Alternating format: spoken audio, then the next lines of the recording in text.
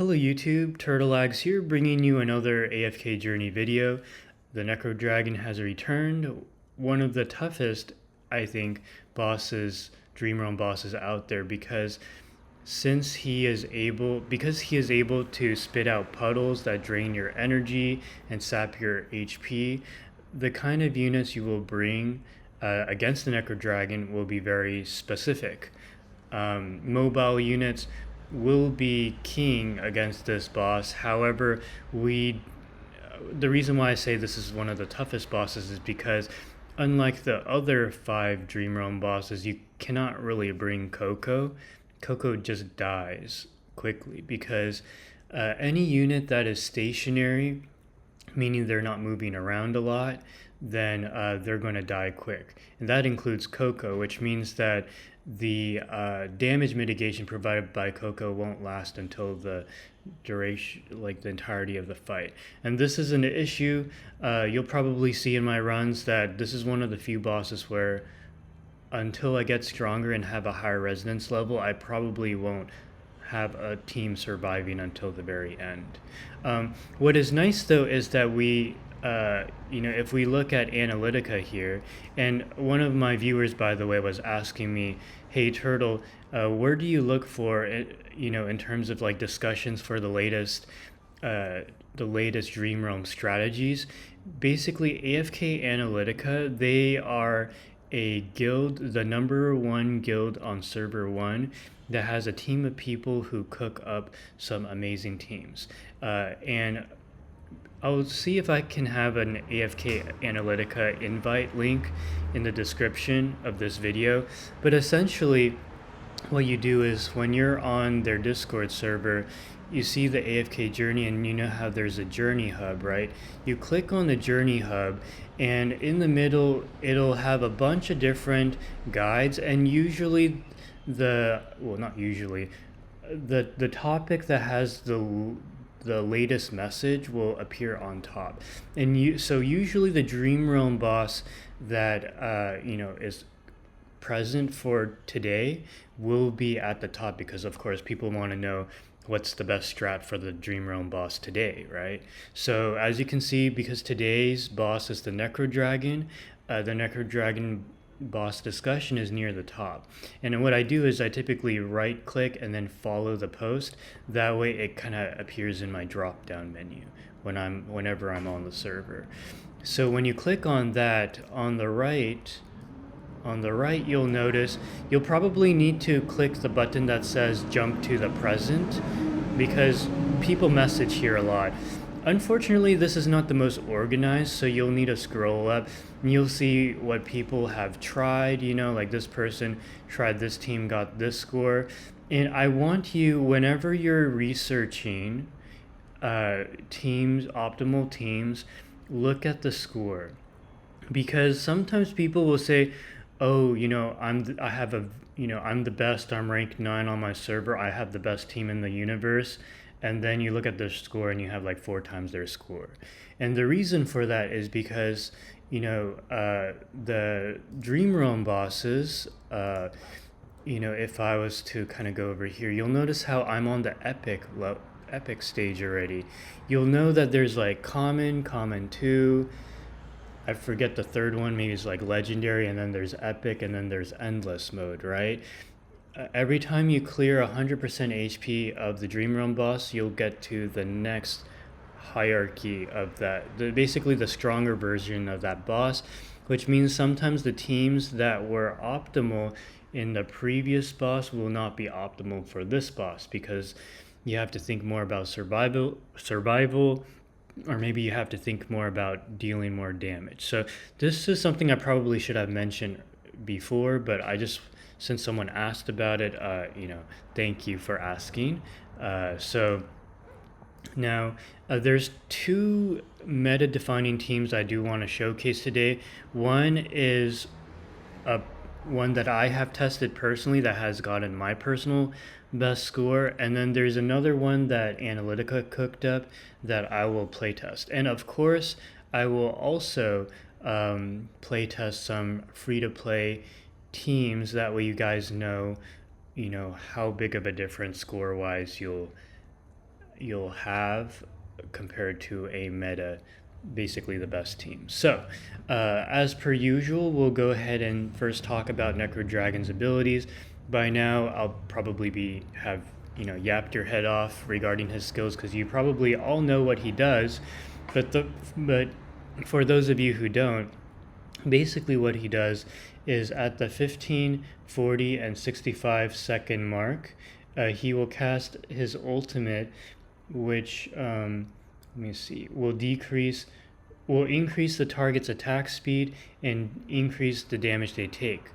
So this is a double-edged sword, like I mentioned in the previous video, because your units will deal more damage because they'll have higher attack speed, but they will be taking more damage too, which is why survival is so challenging here in the Necrodrakon. But it's also this mire here where he spits out this area of effect puddle, this miasma puddle at the largest group, like where your units are grouped up, and your units, when they are in the puddle, will suffer continuous damage. And so this is where having mobile units will be very useful because they can jump out of the puddle.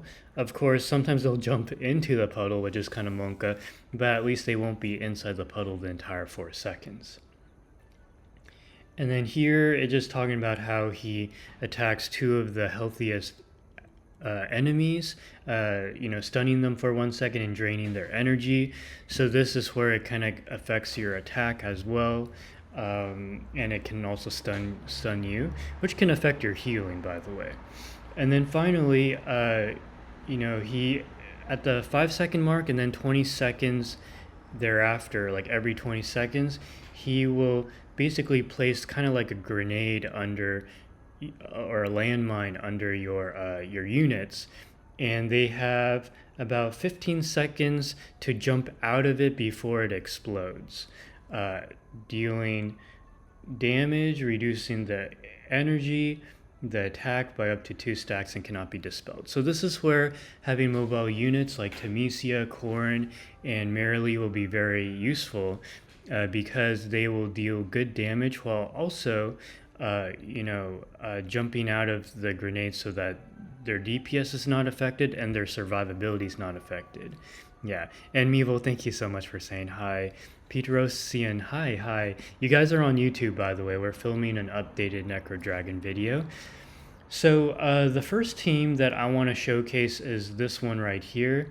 Doran, Temesia, Corrin, Merrily, and Rainier. As you guys know by now, Rainier is here to increase the damage taken by the Necrodrakon, decrease the damage taken by your DPS, in this case it'll be Merrily, increase the attack of your DPS, which will be Merrily, and decrease the attack of the enemy, which will be the Necrodrakon.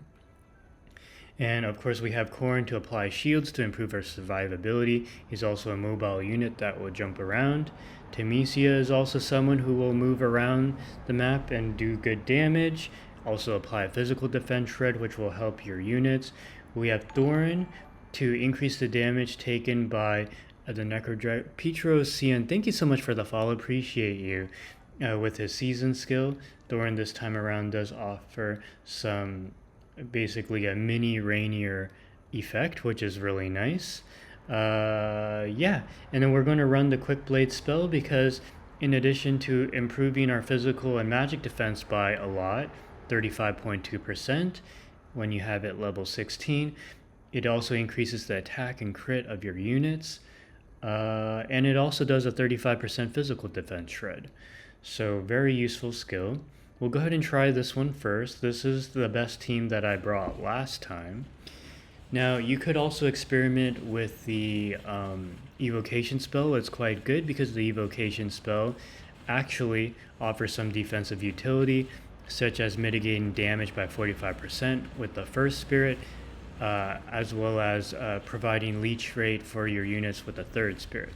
But with the second spirit, you increase the attack of your units, and then the fourth spirit, you increase the haste of your units. So also a very good artifact. Typically, as you can see here, Rainier goes down pretty quick. any units that are stationary are going to go down faster. Unfortunately, it is what it is.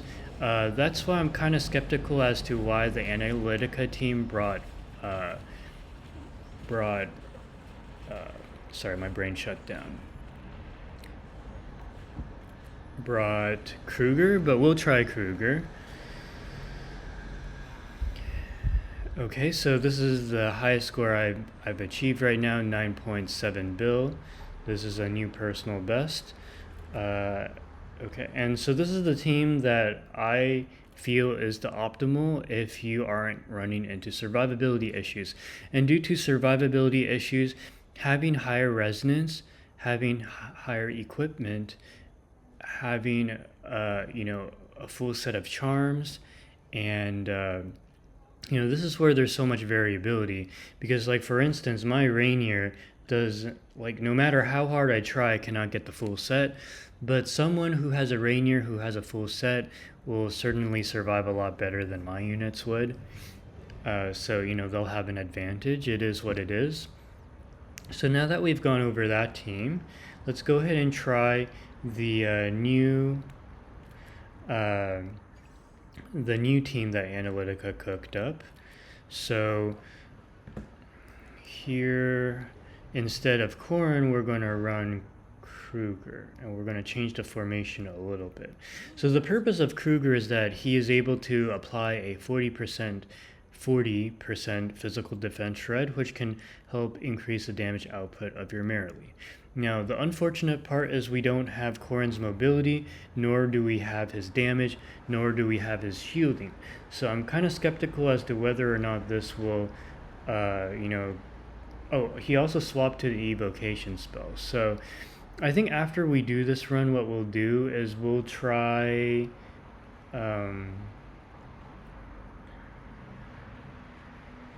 we'll try my previous team, but with the evocation spell, because sometimes the optimal artifact can make a huge difference. Oh, and I should mention here he tried 2 different spells, so there's a little bit of inconsistency with... Oh, interesting, he showed 2 different showcases, one with the light heal spell and one with the evocation spell. And let me see. Unfortunately, the run he showed did not show which spell he ran, so might force us to run both.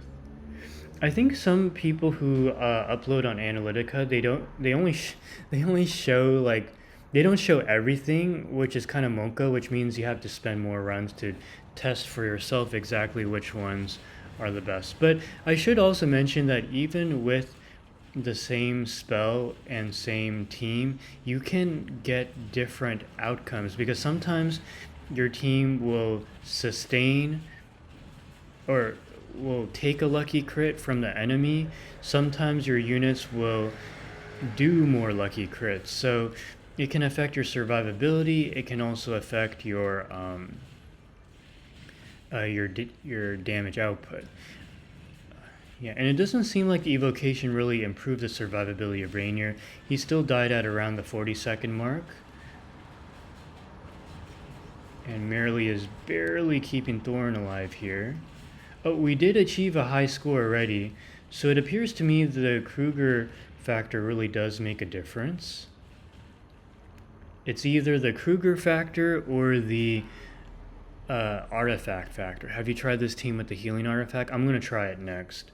Yeah, so we did achieve a higher score here with the Kruger variant, so good to know. It doesn't appear that the lack of Corrin affected our survivability any. Rainier still died pretty quick. Okay, so now we're going to run the light heal spell. So the nice thing about the light heal spell is that in addition to the physical and magic defense boost, we do get more vitality, and restores allied heroes' HP and protects them when their HP is low. Now, I'm not sure how much this will help with the Necrodragon. We'll see. If this can allow some of our units to survive a little bit longer, this could be a fantastic run. So let's go ahead and give this a try.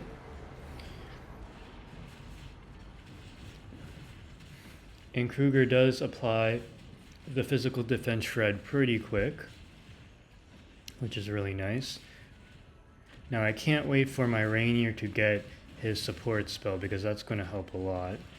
Oh, the nice thing about the light heal spell though is that, oh, and by the way, the yellow thing, you know how there's a yellow meter going around? That's the grenade. So Rainier is going to eat that damage, but your mobile units like Tamisi and Merrily, they have jumped out of... Okay, so Rainier still dies anyways. But it does appear that our teammates are a little bit healthier, maybe. Yeah. Yeah, it's actually helping. Merrily's still alive. Ooh. Nope. So with the light heal spell, it apparently is worse. This is why we test. Okay, so now we'll go back to the very first team we ran with Corn, except we will do the evocation spell, and then after this, then we will test out a free-to-play option. Now, for the free-to-play option, the difference will be instead of Rainier, we're going to run Kruger. Evocation is just a better artifact, to be honest. Yeah, that's right. Personally, I think Corrin is a better option than Kruger. But it really depends, though. I mean, look at how much healthier our Rainier is. Typically... Oh, okay, Rainier still dies at the 45... So I guess it doesn't matter.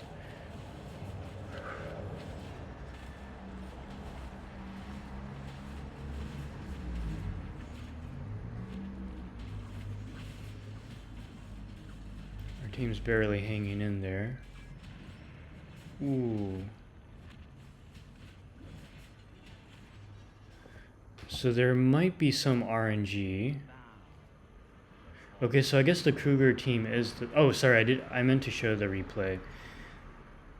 Okay, so just to make sure that this is not just luck, we will switch back to this team here with the Kruger. I just want to confirm that we still achieve a higher score. And if this does consistently achieve a higher score, then this is the one that I'll post in the live stream. Morning, how are you doing, Turtle Networks? I'm doing well. How are you? We're filming a Necrodrakon team right now. Or video right now.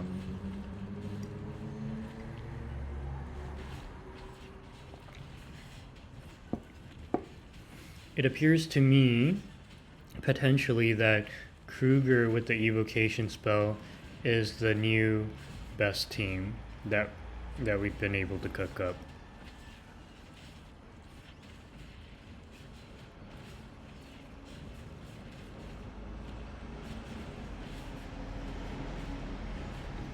Yep, we're already scoring higher. So, ooh, Merrily died this time though.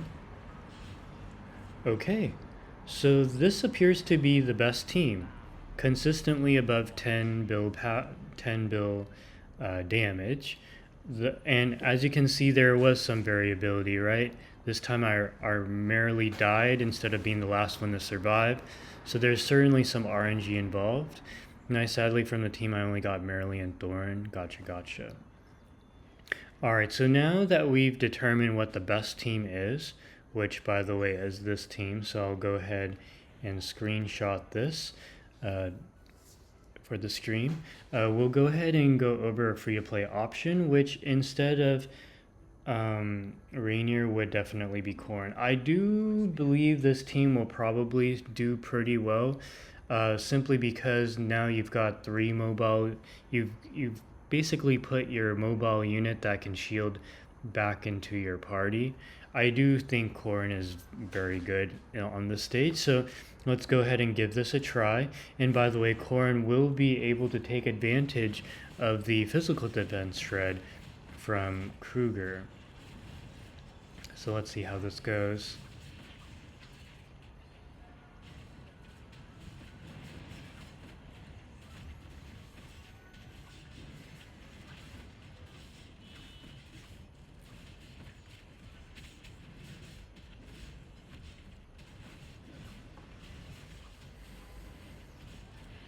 Sorry I'm not saying as much today. Sometimes I get out of breath from talking, so I'm kind of recharging right now. But hopefully... Oh, and Corin died really quick. Interesting.